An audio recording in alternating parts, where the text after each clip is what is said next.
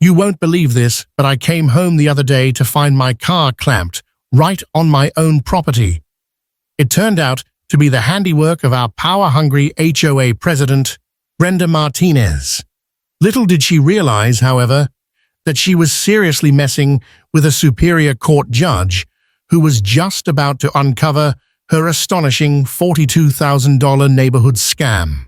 Honestly, what would you do when faced with a tyrant who's blatantly breaking the very laws they claim to enforce? Let me know in the comments below where you're watching from. You see, I knew something was terribly wrong the moment I turned onto Willow Creek Drive. 3 of my neighbors stood huddled in my driveway, pointing frantically at my car. Instantly, my stomach plummeted as I pulled up behind them. What on earth could be happening now? I thought, bracing myself. Judge Vance, they got your car too, called out Mrs. Sharma, wringing her hands anxiously. Her wonderful family ran the best Indian restaurant in town, and she always brought me delicious samosas whenever I helped her navigate some tricky permit paperwork. Quickly, I parked my other car, an old Subaru I kept specifically for bad weather, and hurried over. And there it was, a bright orange metal boot, locked tight around my Tesla's front wheel. Tucked under the windshield wiper, a hot pink piece of paper flapped mockingly in the breeze. Bold black letters screamed, "Parking violation, $350, fine plus $150 removal fee, vehicle parked in unauthorized location." "This has to be a mistake," I muttered, snatching the offending paper. "This is my house, my driveway." Now, I'd been a judge for 15 years, and through it all, I firmly believed in staying calm and meticulously checking the facts before jumping to conclusions. An approach, incidentally, that had kept me sane through countless courtroom dramas filled with shouting and tears. But right then, my heart was pounding like a drum, and I could feel my face flushing hot with anger. Brenda Martinez was here with 2 men about an hour ago, explained Mr. Davies from next door, leaning heavily on his cane and shaking his head in disbelief. "She had some kind of official-looking paper," he continued, "said your car wasn't supposed to be parked there because of some obscure rule about the extended part of your driveway not being approved." I looked down at where my Tesla sat, parked squarely on the newer concrete section I'd added just last month, specifically to make room for both my vehicles. I had meticulously filed all the proper paperwork with the county, paid for every single permit, and even had everything inspected twice. "She's been targeting everyone lately," whispered Mrs. Garcia, glancing nervously across the street towards Brenda's house. "Last week, she left us a $200 fine because my son's basketball hoop was, get this, 2 inches too tall. Unbelievably petty." I followed her gaze to the immaculate 2-story colonial where Brenda Martinez resided. And wouldn't you know it? There she was, peering intently through her pristine white blinds, phone held up as if she were taking pictures or video. The moment our eyes met, the blind snapped shut with startling speed. "I'm going to talk to her," I declared, my resolve hardening. "Be careful," Mrs. Sharma warned urgently. "George says she's been recording all her conversations lately, trying to use them against people." George was Brenda's husband, a quiet man who always looked like he desperately wanted to disappear into the wallpaper. I had seen him at community meetings, invariably sitting behind Brenda, never uttering a word unless she nodded at him first. I smoothed down my suit jacket, taking 3 deep, calming breaths. In court, I never showed anger. I certainly wouldn't start now. Surely this had to be a misunderstanding that could be resolved with a calm, rational conversation. As I crossed the street, I mentally reviewed the HOA rules I'd practically memorized when I bought my house 5 years ago. There was absolutely nothing about driveway extensions being forbidden. In fact, 3 other houses on our very street had similar extensions. I rang the doorbell, waiting patiently with my hands clasped neatly in front of me. The door opened just a crack, revealing Brenda's perfectly made-up face. Her blonde hair was pulled back so tightly it looked genuinely painful. "Judge Vance," she said, pointedly not opening the door any wider. The fact that she immediately used my title meant she knew exactly who I was and what I did for a living. This wasn't ignorance. This was deliberate antagonism. "I assume you're here about the parking violation?" "Brenda, there seems to be a mistake," I began, keeping my tone level. "My car is parked in my own driveway. The extension, as you know, was approved by the county last month." She smiled, but the expression didn't reach her cold eyes. But the county doesn't make the rules for Willow Creek Estates, Judge. The Homeowners Association does. And the Architectural Committee, which I chair, never approved your driveway extension. Section 8, Paragraph 3 of our bylaws," she emphasized the word "our," "clearly states that all exterior modifications must receive written HOA approval." "I submitted the required request forms back in April," I countered, fighting to keep my voice even. "I have copies right here, complete with the receipt stamp." "The committee denied that request," Brenda stated flatly, her voice dripping with fake sympathy. "You should have received notification. Perhaps," she added condescendingly, "it got lost in the mail." I knew she was lying. I had the approval email saved securely on my phone, but some instinct told me not to reveal all my cards just yet. "In that case, I'll need to see the committee's official written denial," I said firmly. Brenda's smile tightened noticeably. "All official records, as you should know, can be requested through the proper channels. There's a form on our website. Processing usually takes 10 to 14 business days. Until then," she added with relish, "the boot stays on, and the fine increases by $50 each day it remains unpaid." Behind her, I caught another glimpse of George at the kitchen table, his shoulders hunched as he stared intently at a laptop. He glanced up briefly, and the look in his eyes surprised me. It wasn't the blank, resigned stare I expected, but something closer to deep shame. He quickly averted his gaze when Brenda turned towards him.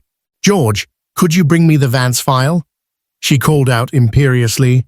As George shuffled some papers, my eyes drifted to their dining room wall. Hanging there was a large whiteboard, listing all the neighbors' names in neat rows. Next to each name were dollar amounts and dates. Garcia, $200, 512. Sharma, $175, 430 pounds. Davies, warning, ramp, 515. It was a chillingly organized tracking system for violations. My name had just been added, disturbingly, with the highest amount of all. "Here's a copy of our current bylaws," Brenda said, handing me a thick document through the door crack. "Pay special attention to the amendments from last quarter. The board has implemented much stricter enforcement policies recently." I took the packet, immediately noticing the paper felt different from official HOA documents I'd received before. The formatting seemed slightly off, almost amateurish. The date on the cover read March 2025. That was definitely new. The last official bylaws I remembered seeing were from 2022. "When exactly were these significant changes voted on?" I asked pointedly. "I certainly don't recall receiving notice of any special meeting for such amendments." Brenda's eyes narrowed almost imperceptibly. "We sent emails out to everyone," she insisted coolly. "Again, perhaps you should check your spam folder." She began closing the door. "The fine payment portal is conveniently located on the website. Good day, Judge Vance." The door shut firmly in my face. Through the window, I saw Brenda walk triumphantly over to the whiteboard, smiling as she picked up a red marker and emphatically circled my name. Walking slowly back to my driveway, I flipped through the packet she'd given me. Something felt distinctly wrong. And there it was, on page 17. A whole new section detailing complex restrictions on driveway modifications, a section I had absolutely never seen before. My neighbors were still waiting, their faces etched with worry and apprehension. "What did she say?" asked Mrs. Garcia anxiously. I looked up at their concerned faces, then back towards Brenda's house, where she was now brazenly taking photos of my clamped car from her front window. "She said I broke the rules," I replied slowly, an idea beginning to crystallize in my mind, "but I strongly suspect Brenda Martinez is the one breaking laws here. And I believe," I added with growing conviction, "she has absolutely no idea who she's just picked a fight with." I pulled out my phone and meticulously took pictures of the boot, the violation notice, and my driveway from multiple angles, ensuring the property lines were clear. Then I sent a quick text to my clerk at the courthouse. "Diane, need you to pull county property records for Willow Creek Estates, especially all HOA filings and amendments from the past 3 years. Urgent priority, please." As my phone buzzed with Diane's affirmative reply, I looked at my worried neighbors and felt a strange, unfamiliar surge of determination. How many innocent people had Brenda bullied with these dubious tactics? How much money had she illicitly collected through these highly questionable fines? "Mrs. Sharma," I asked purposefully, "do you still have copies of your violation notices?"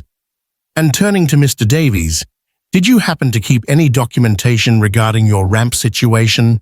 They both nodded confirmation. "Good," I said. "I think we all need to compare notes very carefully." I glanced back at Brenda's house, where the blinds were still slightly parted like a watchful eye. Something tells me our esteemed HOA president has been writing her own rules for quite some time now, and I intend to find out exactly how deep this deception goes. Honestly, this wasn't the first time Brenda Martinez had made my life difficult. The sight of that ugly orange boot on my wheel instantly brought back a flood of frustrating memories, detailing how our once peaceful neighborhood had disturbingly changed since she seized control of the HOA just 3 months prior. It all started rather innocuously, the day after I had my solar panels installed. I was enjoying my morning coffee when an aggressive, insistent knock rattled my front door. There stood Brenda, her perfectly coiffed blonde hair immobile despite the morning breeze, clutching a thick binder ominously labeled "Covenant Violations" in bold red letters. "Judge Vance, she began without preamble, though back then she just knew me as Eleanor, my first name. I preferred keeping my profession private with neighbors. "These solar panels are completely unacceptable." Her tone was sharp. "They're an eyesore that significantly diminishes our neighborhood's aesthetic appeal." Taking a deep breath to maintain my composure, I replied calmly, "Brenda, I filed all the proper paperwork weeks ago.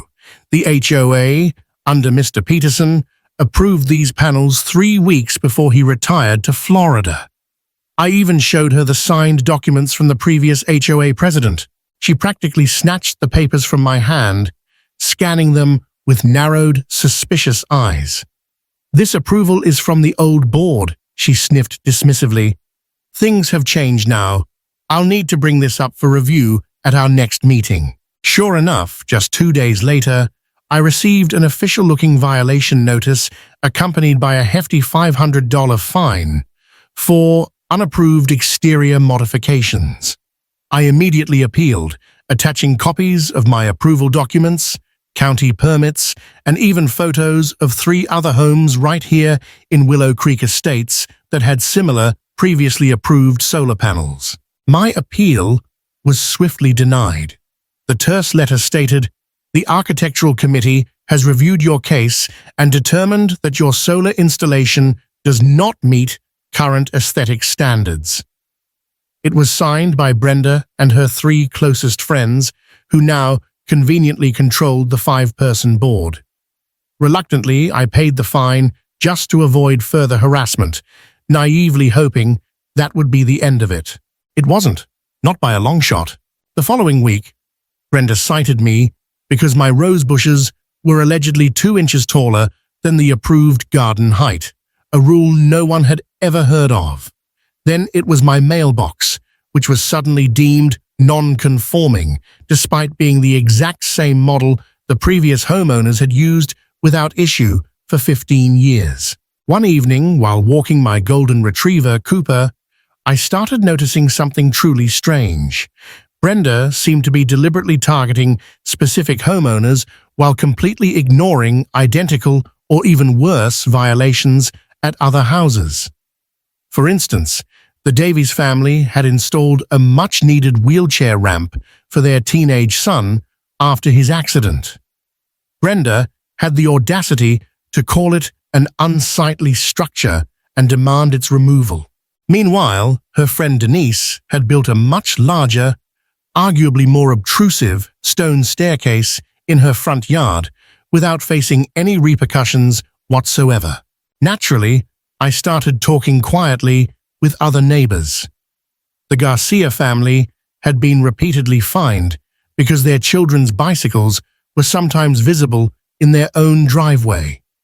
The Sharmas were told they couldn't park their catering van, essential for their family business, overnight in their driveway, while Brenda's own adult son had parked his rusty, non-operational project car on their front lawn for weeks without so much as a warning. "She's running this place like her personal kingdom," Mrs. Sharma whispered to me one day near the community mailboxes, looking around nervously. "We're all afraid to speak up because she just retaliates by increasing the fines or finding new things if you dare question her authority." Something felt deeply wrong. I'd presided over dozens of complex property disputes in my courtroom, and I instantly recognized the telltale signs of someone grossly abusing their authority. Normally, I kept my profession private. I didn't want special treatment or for neighbors to feel awkward around me. But now, my legal background was screaming alarm bells. I decided it was time to seriously research our HOA's actual legal standing. Late at night, after long, draining days in court, I pored over the original community founding documents, the officially filed bylaws, and the relevant state regulations governing homeowners associations. What I uncovered was deeply concerning. Many of the stringent rules Brenda was citing weren't actually present in our official, legally filed bylaws at all. One weekend, I drove down to the county records office and requested the original filed documents for our subdivision, Willow Creek Estates. The clerk, recognizing me from court appearances, promptly brought them out. Comparing these official documents side by side with the updated guidelines Brenda had been distributing, I found subtle but incredibly significant discrepancies. Essentially, she had fabricated her own, much stricter version of the rules without going through the proper channels for amending bylaws, which typically requires a community vote. Quietly, I began gathering evidence, taking discrete photos of selectively enforced violations, meticulously keeping a spreadsheet documenting the fines levied against various neighbors, and making copies of all communications I received from Brenda and the HOA. I also noticed that the HOA bank statements, which used to be included in our quarterly newsletters under Mr. Peterson, had mysteriously stopped being published shortly after Brenda took over. When I decided to install my driveway extension last month, I followed every single proper channel meticulously. I submitted detailed plans, obtained all necessary county permits, and even had the utility companies come out to mark all underground lines. The work was done professionally, matching our home's existing concrete perfectly. Coincidentally, Brenda was out of town that week, so the acting HOA secretary had even given me provisional approval pending the next official meeting. Then, just the night before my car got booted, I happened to overhear Brenda arguing heatedly with her husband George near our community pool. "I don't care what the county approved," she hissed, her voice sharp with anger. "That driveway extension is not happening on my watch. Nobody gets to change things around here unless I say so." George had spotted me then and quickly tried to change the subject, but Brenda, absorbed in her tirade, hadn't noticed my presence. Now, standing there in my driveway, staring numbly at my clamped car, everything clicked into place with sickening clarity.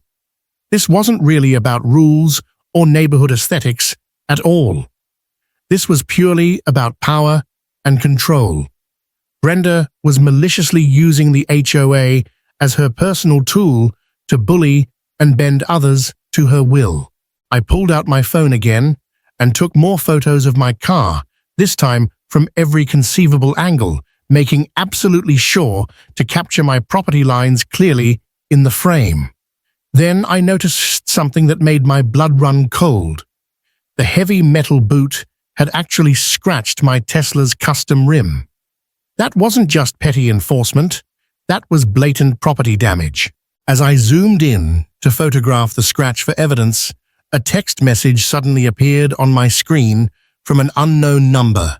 It read simply, "Not just your car. Check your solar panels." My head snapped up. I looked towards my roof and my stomach lurched sickeningly. 3 of my new solar panels were visibly cracked, looking as if something heavy had been deliberately thrown at them. Who on earth would do such a thing? And more puzzlingly, who had sent the anonymous warning text? Just then, George Martinez hurried past, walking his small terrier dog, deliberately avoiding eye contact. However, as he passed my lawn, he subtly dropped something small from his pocket that landed near the edge of the grass. After he turned the corner and was safely out of sight, I quickly walked over and picked it up. It was a folded note. Unfolding it, I read, "Brenda has gone too far. More of us want to help than you know. Meeting tomorrow night at the Sharmas." I looked back at my damaged car, then up at my broken solar panels. This had just escalated far beyond a simple neighborhood dispute or a parking ticket.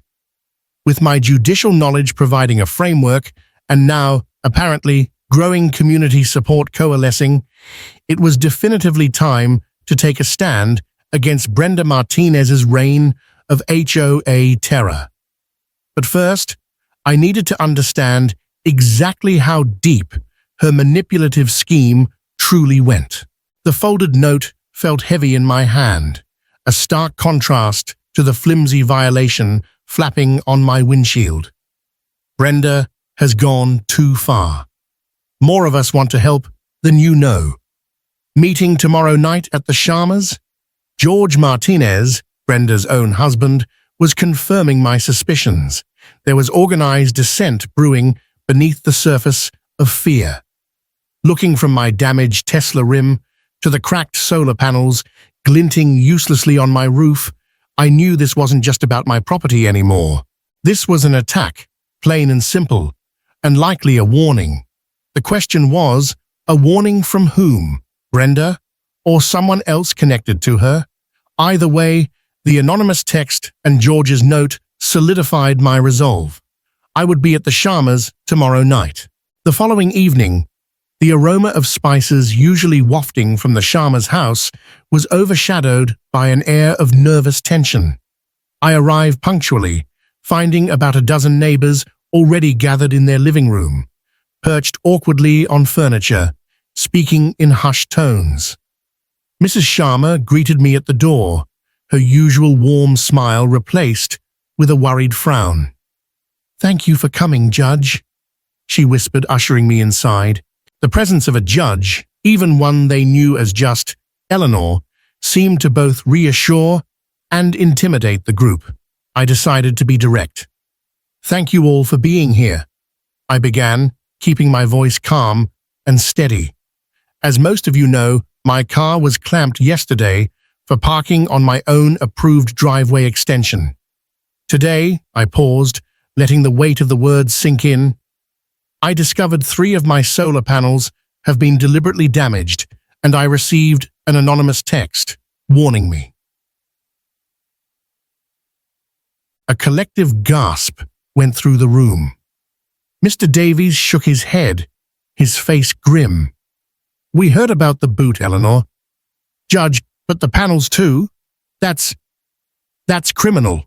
"Exactly," I agreed, "and I believe it's connected to the fact that I started questioning Brenda's authority and her interpretation of the HOA rules I suspect she might be inventing or twisting. That opened the floodgates. One by one, neighbors shared their own stories, their voices growing stronger as they realized they weren't alone.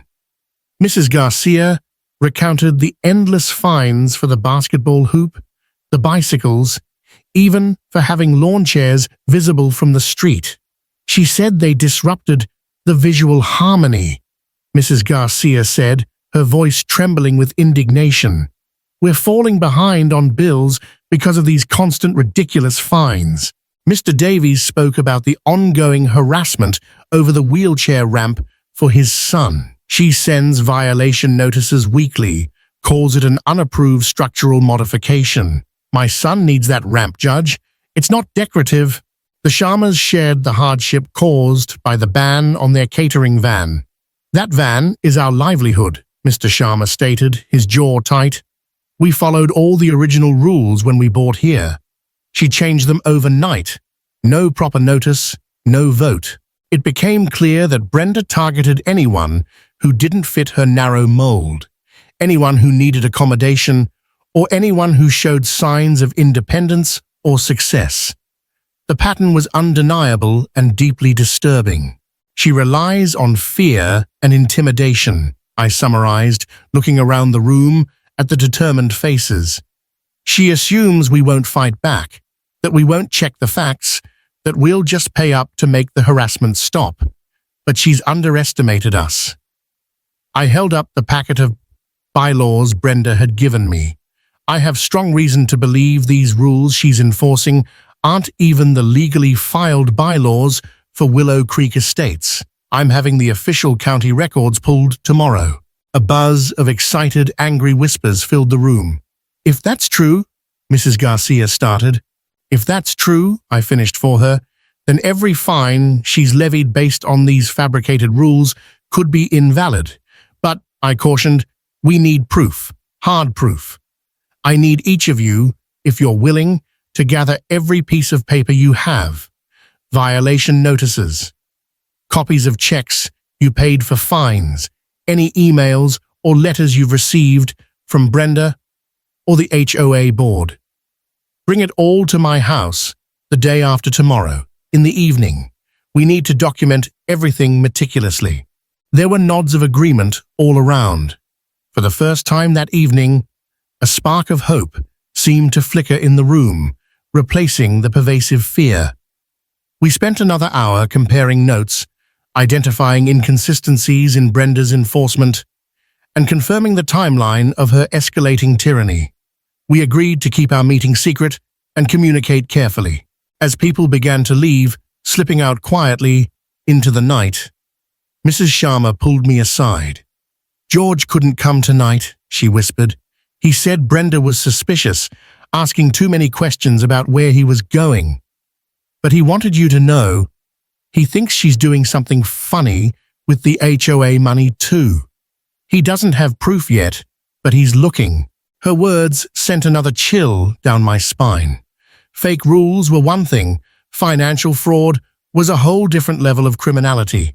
The next day, Diane, my efficient court clerk, emailed the scanned copies of the official Willow Creek Estates HOA bylaws and all recorded amendments filed with the county.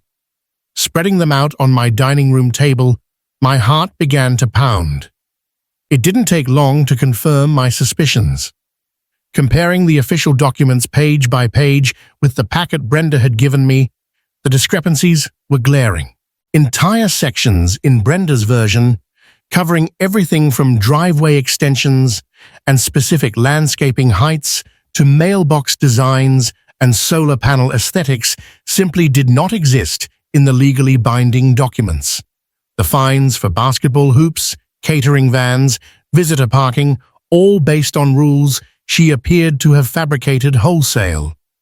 She had created her own private rulebook and was terrorizing the neighborhood with it. That evening, just as I was organizing the official bylaws, my doorbell rang unexpectedly. Through the peephole, I saw George Martinez, looking even more nervous than usual, clutching a large manila envelope. "Judge Vance," he whispered urgently as I opened the door just a crack. "Can I come in, please? I don't think she saw me leave." I stepped aside quickly, and he hurried inside, glancing back over his shoulder. "George, is everything okay?" I asked, closing the door quietly. "No, not really," he said, his hands visibly shaking. He thrust the envelope towards me. "I found these. Copies. Brenda doesn't know I have them." Inside were bank statements, HOA expense reports, and spreadsheets dating back 3 years. "She got careless," George explained, his voice barely audible. "She handles most of the finances now, keeps me out of the loop, but I used to be treasurer. I knew where to look for the old backup files she thought she'd deleted." Together, we spread the documents across my dining room table, right next to the conflicting sets of bylaws. The picture that emerged was sickening.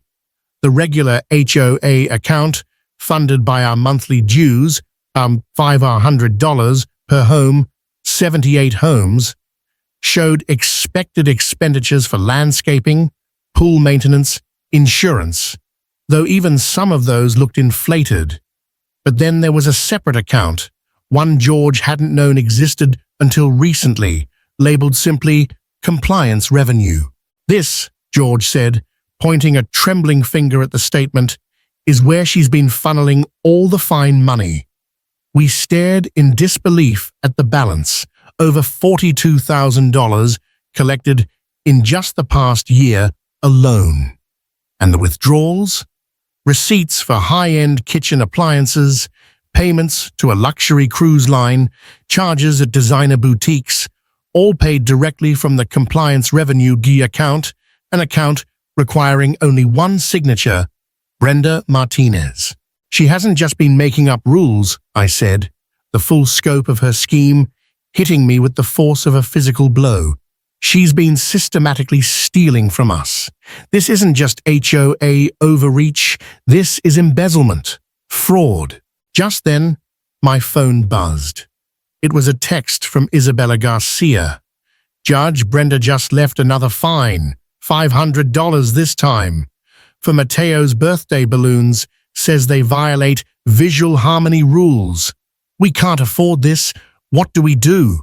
Attached was a photo of a bright yellow violation notice stuck cruelly to their front door, right next to a deflated happy birthday balloon. My anger solidified into cold resolve. I meticulously photographed every document George had brought, every discrepancy in the bylaws, every questionable withdrawal. The pattern was clear. Target vulnerable residents or anyone who challenged her, hit them with fines based on fake rules, and then use their fear-driven payments to fund her own lavish lifestyle. "George," I said, looking him straight in the eye, "thank you. This took incredible courage." He looked down, shame-faced. "I stood by too long, Judge. Watched her hurt good people. When she went after you, clamped your car right in your own driveway, I knew I couldn't stay silent anymore." He paused. "What happens now?" "Now," I said, gathering the evidence, "we expose her. There's an official HOA meeting scheduled for next Tuesday at the community center. We need everyone there. Everyone who's been fined, everyone who's been intimidated, everyone who's sick of living under her thumb." I laid out the plan. Present the evidence clearly, compare the real bylaws to her fake ones, reveal the financial discrepancies, and then call for an immediate vote of no confidence and her removal from the board. George nodded, looking both terrified and relieved. She'll fight back. She always does. And remember those friends at City Hall she brags about? Let her try, I said firmly. This time, we have the truth, and we have each other. As George slipped out my back door, I stood for a moment, looking at the mountain of evidence. Brenda Martinez had built a kingdom on lies and fear. Next Tuesday, we were going to tear it down, brick by brick. The fight was far from over, but for the first time, I felt we actually had a chance to win back our neighborhood. The community center buzzed with an unusual energy, a palpable mix of anxiety and anticipation. I arrived 30 minutes early for the HOA meeting, my own heartbeat slightly accelerated as I arranged my documents and laptop near the podium. Tonight was the night everything would change. The room was already filling up remarkably fast. Neighbors I'd rarely, if ever, seen at these typically sparsely attended meetings were pouring in, whispering urgently among themselves. Word had spread. My clamped car, it seemed, had become a catalyst, but they still didn't know the full extent of the bombshell I was about to drop. "Judge, are you absolutely sure about this?" George whispered, handing me a cup of water. His hands were shaking slightly. "Brenda has powerful friends, people on the town council. Truth doesn't care much about connections, George," I replied quietly, my gaze drifting towards Mrs. Davies, who was carefully maneuvering her wheelchair through the narrow doorway, a doorway Brenda had repeatedly refused requests to widen for better accessibility. That sight alone strengthened my resolve. At precisely 7:00 p.m., Brenda Martinez strutted in, radiating false confidence in her signature red blazer, clipboard clutched protectively to her chest like a shield. Her practiced smile faltered almost imperceptibly when she saw the unprecedented crowd. I quickly counted, nearly 100 residents, easily the biggest turnout in Willow Creek Estates' HOA history. She tapped the microphone 3 times, the sound sharp in the suddenly silent room. "Well, this is quite a surprise," she chirped, her voice overly bright, laced with artificial sweetness. "I'm simply delighted to see such wonderful community involvement tonight." Her eyes scanned the room, perhaps trying to gauge the mood. "We have a packed agenda, beginning with—" She consulted her clipboard, "the exciting new flower arrangements proposed for the main entrance." "Point of order," I called out clearly, standing up from my seat near the front. The room hushed instantly, all eyes turning towards me. Brenda's eyes narrowed into slits. "You're out of order, Mr. Vance," she snapped, deliberately fumbling my name. "We follow the printed agenda here."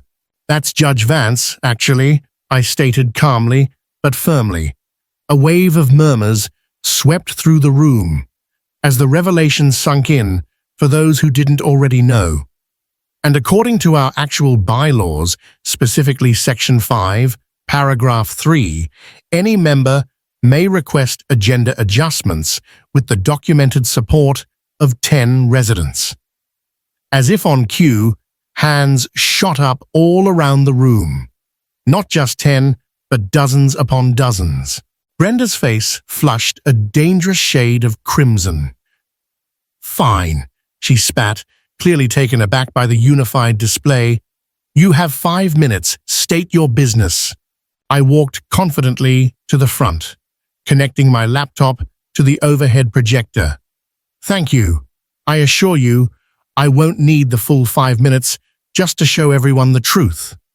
I addressed the assembled neighbors. For months, perhaps even years, many of us have received violation notices for rules that seemed increasingly arbitrary and unnecessarily strict. On the screen, I displayed the first slide, a clear scanned image of the official HOA bylaws cover page bearing the county clerk's official stamp. "This," I announced, gesturing to the screen, "is our actual legally filed governing document." Click. Next slide, Brenda's version. I displayed the cover of the packet she had distributed, dated just months ago. And this, click, is what we've been told are the rules we must follow. Methodically, I highlighted the critical differences, section by section. No restrictions on approved driveway parking in the official version, I pointed out. Click. No ban whatsoever on children's basketball hoops. Click. No arbitrary limitations preventing reasonable accommodations like wheelchair ramps. Click. The extensive aesthetic codes Brenda has been citing, they simply do not exist in our legally binding bylaws. This is ridiculous, Brenda shrieked, scrambling towards the projector as if to physically turn it off. These are just minor clerical differences. Clerical differences, I countered calmly, my voice resonating through the now utterly silent room, that have unjustly cost this community upwards of $40,000 in illegitimate fines. Click. I switched to the next slide, displaying the bank statements for the hidden compliance revenue keys account. Money, I continued, letting the numbers sink in, that demonstrably was not spent on community improvements, landscaping, or pool maintenance. The room erupted. Mr. Sharma leaped to his feet, waving a thick stack of violation notices. We sold our second delivery van because you told us we couldn't park it here overnight, he yelled, his voice thick with anger. My wife has been forced to take the city bus to her catering jobs for months because of your fake rules. Mrs. Garcia shouted from the other side, tears streaming down her face. My kids can't even play basketball in our own driveway because you threatened to put a lien on our house over a stupid hoop. Brenda banged her gavel repeatedly, her face contorted with rage. Quiet! Order! These accusations are baseless, slanderous. He's just angry because his fancy Tesla got clamped. Am I? I asked coolly, switching to the next slide, a detailed statement for the separate account at First Regional Bank, the one George had uncovered. This account, I explained, pointing to the screen, was opened just 3 years ago, coincidentally right after you became HOA President, Brenda. Every month since then, thousands of dollars in fine money collected from residents have been transferred here into this private account, instead of into the official community operating account. Complete stunned silence fell over the room. Brenda's face drained of all color.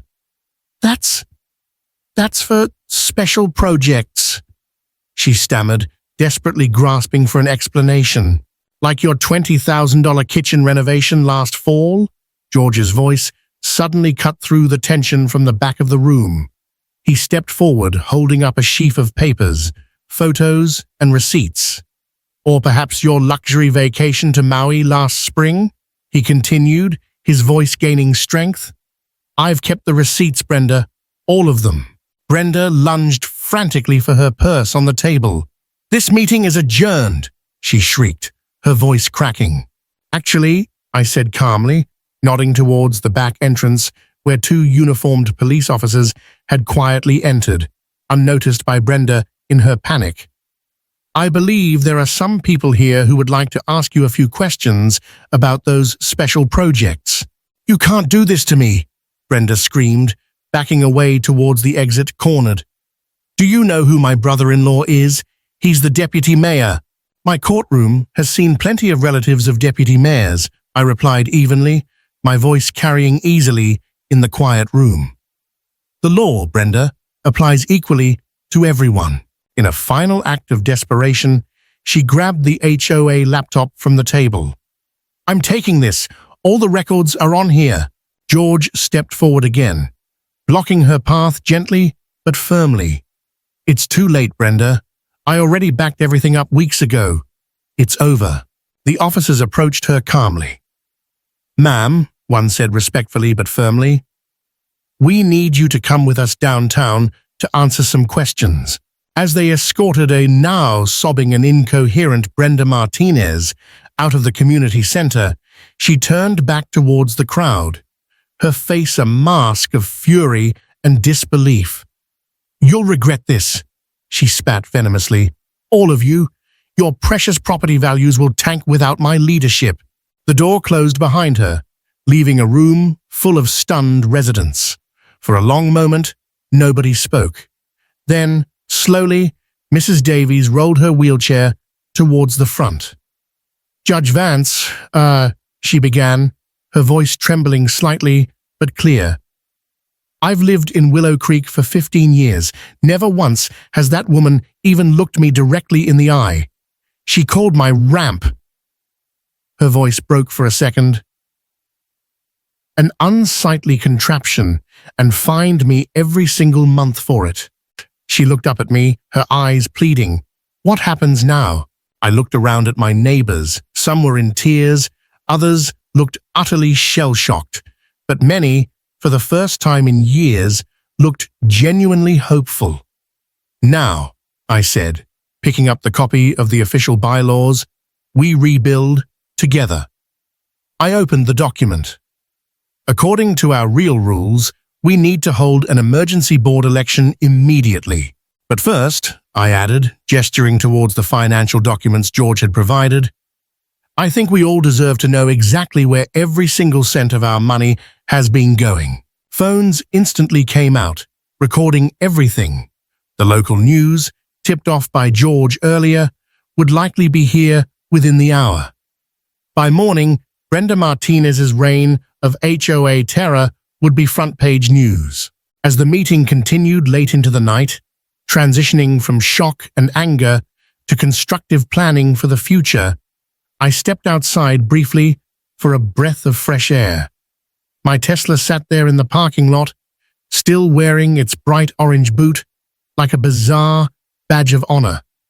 I couldn't help but smile slightly, remembering the look of utter disbelief on Brenda's face when she finally realized exactly who she'd been threatening all this time. But the night wasn't quite over. My phone buzzed again. Another text from an unknown number. "You think you've won?" Brenda wasn't the only one with power in this town, pulling strings. "Check your mailbox when you get home." My smile faded. Who else was involved in this elaborate scheme? And just how deep did the corruption in our quiet little suburb really go? 6 weeks later, pulling into my driveway felt completely different. The spot where my Tesla had been ignominiously clamped now felt like a symbol of a battle won. You simply won't believe what happened in the whirlwind weeks following that chaotic HOA meeting. The very next morning, multiple police cars lined Willow Creek Drive. 2 officers quietly escorted Brenda Martinez from her home, this time in handcuffs, while neighbors discreetly peeked through their curtains. It turned out the $42,000 in the compliance revenue account was just the tip of the iceberg. The subsequent investigation uncovered a much larger, more complex web of deceit. "Judge Vance," called Mrs. Garcia, rushing over with her son Mateo, who was proudly dribbling a basketball. "We put up our hoop yesterday. The kids are absolutely thrilled." Her eyes welled up with relieved tears. "Honestly, before all this, we were afraid to even plant new flowers without wondering if Brenda would find some reason to fine us." I smiled warmly, remembering how just days after the showdown meeting, 3 large moving trucks appeared almost simultaneously on our street. Brenda's closest allies on the HOA board, the Millers, the Smiths, and the Browns, all suddenly announced they needed to relocate for unexpected work opportunities. Funny how quickly rats desert a sinking ship. "Did you happen to see the local news last night?" Mrs. Garcia asked, her eyes wide with excitement. "They interviewed George. He showed them everything, the fake documents, the altered bank statements." I had indeed seen it. George Martinez, miraculously transformed from Brenda's nervous shadow into a man finding his purpose, had cooperated fully with the authorities. He'd turned over years of meticulously kept fake documents, altered financial records, and even secret recordings he'd made of Brenda threatening homeowners. I was too scared to stand up to her for years, he admitted candidly on camera, looking directly into the lens. But seeing Judge Vance bravely fight for our neighborhood, seeing all my neighbors finally come together, it gave me the courage to do the right thing. My phone buzzed. It was a text message from District Attorney Miller. Grand jury just returned indictments, Eleanor. Brenda and all 3 board allies facing multiple felony fraud and embezzlement charges, looking like significant jail time. Good work exposing this. I hadn't actively sought this specific outcome, preferring restitution and reform, but sometimes justice comes in unavoidable forms. As I grabbed my mail from the now perfectly conforming mailbox, I noticed the Garcia family wasn't the only one embracing newfound freedom. The Sharma's catering van sat proudly in their driveway, their family business logo gleaming, no longer hidden under a drab tarp. The sweet, inviting smell of Mrs. Sharma's famous curry drifted deliciously across our cul-de-sac. Before Brenda's tyrannical reign, the Sharmas had successfully run their home-based catering business for years. When they initially refused to pay a completely fabricated commercial vehicle fine, Brenda had ruthlessly threatened to place a lien on their house, nearly crippling their livelihood. Judge, called 7-year-old Lily Davies, wheeling happily down her new, fully compliant and much safer ramp. Her mother followed close behind, waving a letter with a smile. I walked over to greet them. "We wanted you to be the first to know," Mrs. Davies said, her eyes bright with excitement and purpose. "The neighborhood held the emergency election yesterday. She paused, taking a deep breath, "am the new HOA president." "That's wonderful news, Madam President," I replied genuinely, shaking her hand. Mrs. Davies, a thoughtful and fair-minded woman, had been one of Brenda's earliest victims. When she moved in the previous year, needing the ramp as a wheelchair user, Brenda had callously blocked its approval for months, ridiculously claiming it would put lower property values. "And," Mrs. Davies continued enthusiastically, "we're having a neighborhood block party this weekend to celebrate all the positive changes. Consider it the first official act of the new HOA board. It was approved unanimously. A block party. When was the last time Willow Creek Estates had celebrated anything together? Brenda had unilaterally cancelled the annual 4th of July picnic 3 years ago, citing concerns about excessive noise and trash. "Oh, and I have something for you," Mrs. Davies added, handing me an official-looking envelope bearing the Willow Creek Estates HOA logo.